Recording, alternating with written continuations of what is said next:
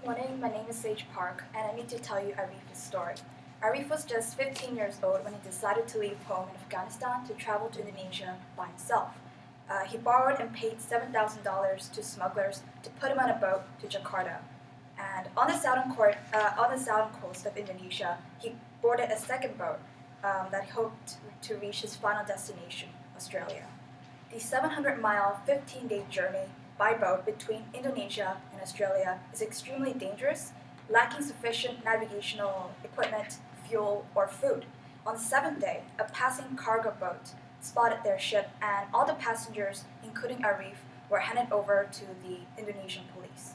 On land, the police ignored the fact that Arif was a child traveling alone, and they sent him to the detention camp where he was put in a cell, confined to a cell with other unrelated adults for 50 days. And when he tried to escape, he was beaten by the guards, black and blue, in front of other detainees. After 50 days, he was sent to a second detention camp, and there he bribed an immigration officer to escape with $400. Later that year, Arif attempted a second crossing to Australia. This time, the boat went under huge distress with fatal consequences. Hundreds of passengers died in the shipwreck, and Arif himself nearly drowned. After his rescue, the Indonesian police refused to help him any further. Now Arif is 17 years old, living in a shelter provided by a non-governmental organization with other unaccompanied migrant children. Although he has refugee status issued by this organization, the Indonesian police refuses to acknowledge his refugee status. So Arif cannot work, he cannot move around the country freely, and he cannot even go to school. So Arif still experiences psychological trauma from the days of his flight, detention, and near drowning. So despite this current situation, Arif is one of the more fortunate children in Indonesia. Many other migrant children, whether they were traveling with their families, with other guardians, or traveling alone, are abused, neglected, and detained in these poor conditions of the detention camps. Each year, a growing number of displaced people, mainly from Afghanistan, Somalia, Sri Lanka, and Burma, enter Indonesia to find a better place to live. At the end of February 2013, there were a total of 9,226 refugees in Indonesia alone, a 2,000% increase since the year 2008. Many migrant children like Arif try to reach Australia, but are detained for months and years in third countries such as Indonesia. And despite the growing number of migrant children that are very obvious, the country does not provide adequate protection and services to these children.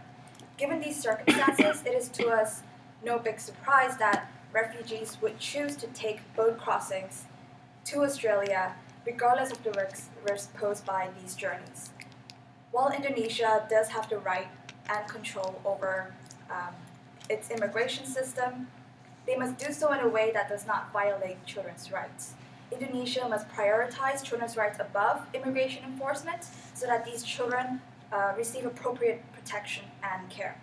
The funding from our program will ensure that these children are supported, and I will seek to urge the Indonesian immigration offices to change their inhumane legislations. Thank you for your time.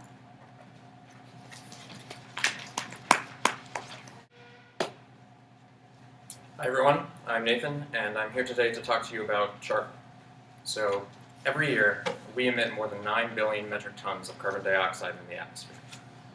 Throughout the globe, there are rural farmers in developing nations who struggle to provide for their families and provide for themselves due to inefficient farming techniques and infertile soil. And the use of artificial fertilizers has resulted in great pollution and great contamination of various water sources throughout the nation.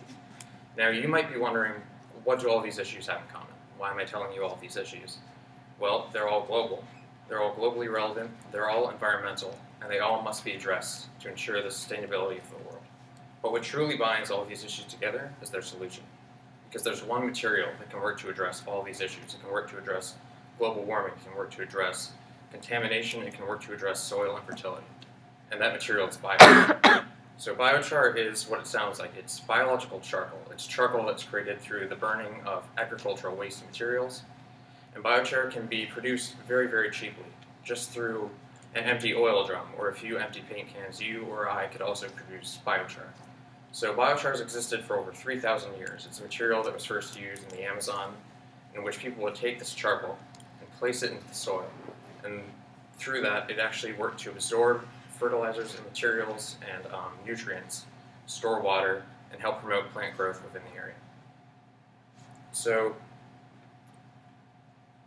since biochar is very inexpensive, it's very scalable, it's very accessible, we've begun to implement biochar in a variety of developing nations, including Kenya, Cameroon, Indonesia, and Vietnam. In Kenya, farmers who switched to using biochar experienced over a 30% increase in crop growth over year.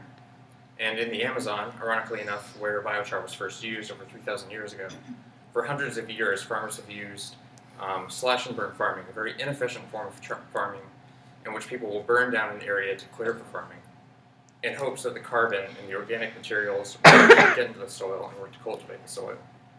Now, the problem with this is that it results in a lot of environmental devastation, it results in deforestation, and only about 5% of the nutrients from those organic materials actually makes it into the soil.